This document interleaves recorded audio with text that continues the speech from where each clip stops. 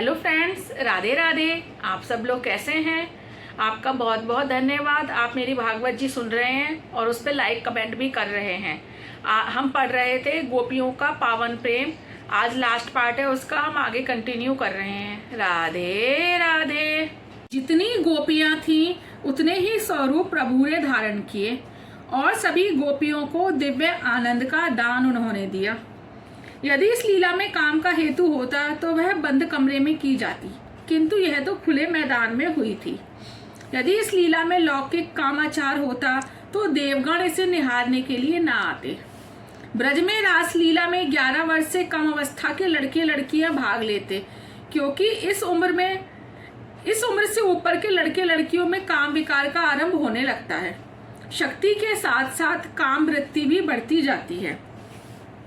मन में काम जागते ही रास बिहारी श्री कृष्ण का ध्यान करोगे तो काम नष्ट होगा। काम को मारने का और कोई भी उपाय नहीं है।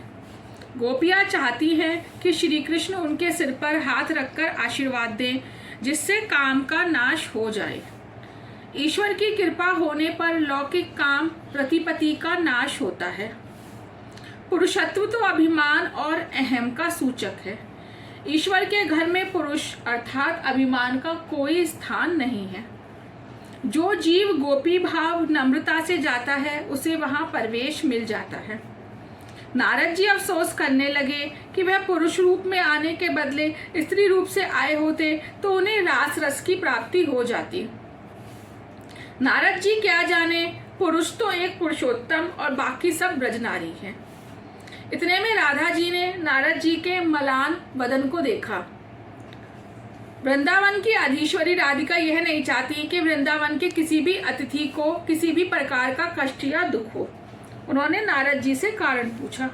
नारद जी, मुझे श्री कृष्ण से रास खेलकर गोपियों सा आनंद पाना है। राधा जी, आप राधा कुंड में स्नान करेंगे तो रास लीला में प्रवेश मिलेगा। राधा कुंड में स्नान करने से नारद नारदी बन गए। उन्होंने सोच लिया था कि यदि परमात्मा मिलते हो तो नारी बनने में क्या आपत्ति है। आज तक पुरुषत्व के अभिमान ने ही तो मुझे प्रभु से इतना दूर रखा है। आज तक मैं इसी अभिमान में डूबा रहा कि मैं पुरुष हूँ, बड़ा कीर्तनकार हूँ। गोपियों ने अपना स्त्रीत्व छोड़ दिया और नारद जी ने अपना पुरुषत्व। सांसारिक धर्मों का त्याग करके प्रभु की ओर जाना ही तो जीव का धर्म है।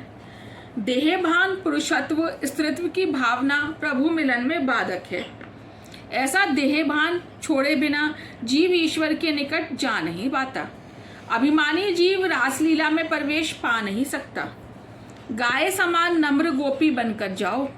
वैसे तो पुरुषत्व अहम भाव का प्रतीक है और स्त्रीत्व नम्रता का। फिर भी प्रभु से मिलने के लिए तो इन दोनों आवरणों का त्याग करके शुद्ध जीव बनना आवश्यक है। अपनी विद्या, ज्ञान, कीर्तन का अभिमान नष्ट हुआ तो नारद जी को रासलीला में प्रवेश मिला। वह गोपी बनकर रासलीला में गए। गोपी नम्रता को प्रभु रासलीला में प्रवेश देकर आनंद देते हैं। गोपी नम्र जीव को ही प्रभु अपनाते हैं।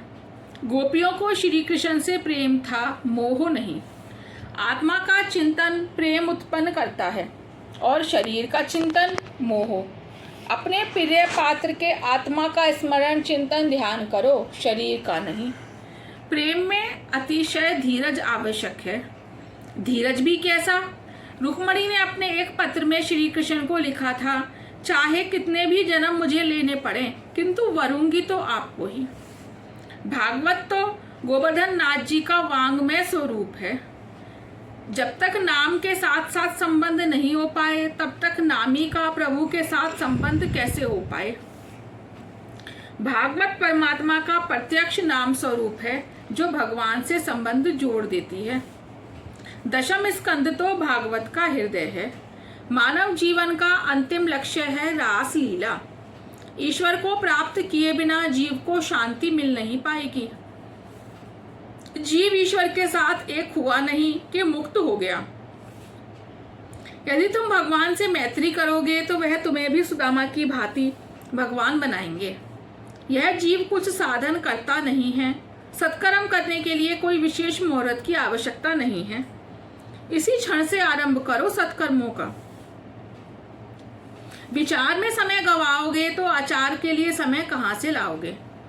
आज तक रुपए पैसे के पीछे भागते रहे, अब जरा भगवान के पीछे भी तो दौड़ो। आज की अशांति का यही कारण है कि जीव ने ईश्वर को भुला दिया है।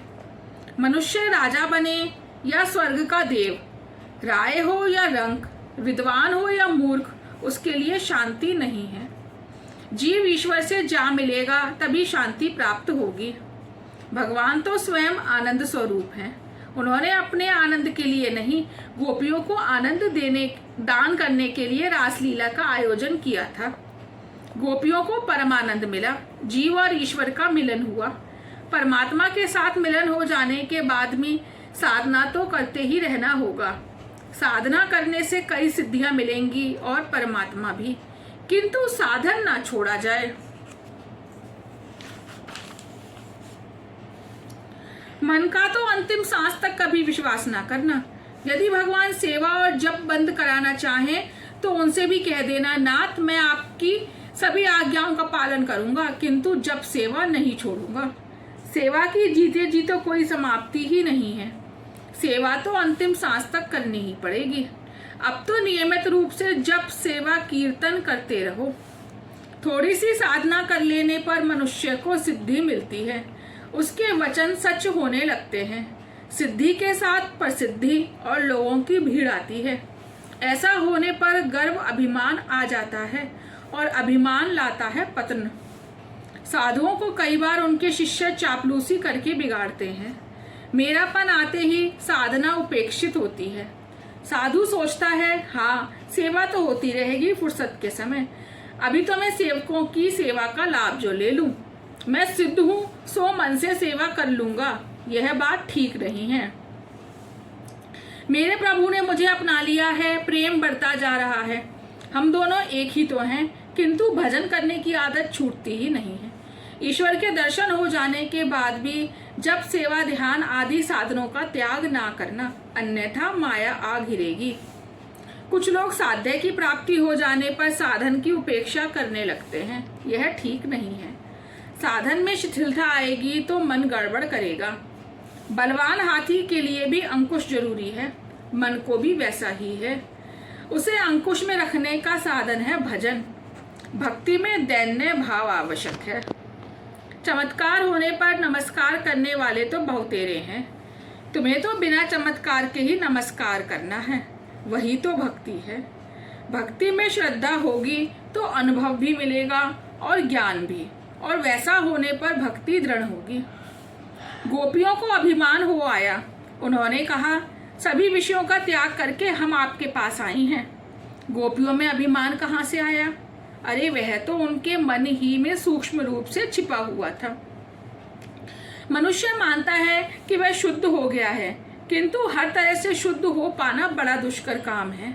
साधक को तो बड़ा सावधान रहना पड़ता है। जिसका बहुमान किया जाता है उसके अभिमानी बन जाने की संभावना है। राधे, आज का यही पूरा हुआ। कल हम शुरू करेंगे भगवान का अंतर्ध्यान और गोपियों की विरह।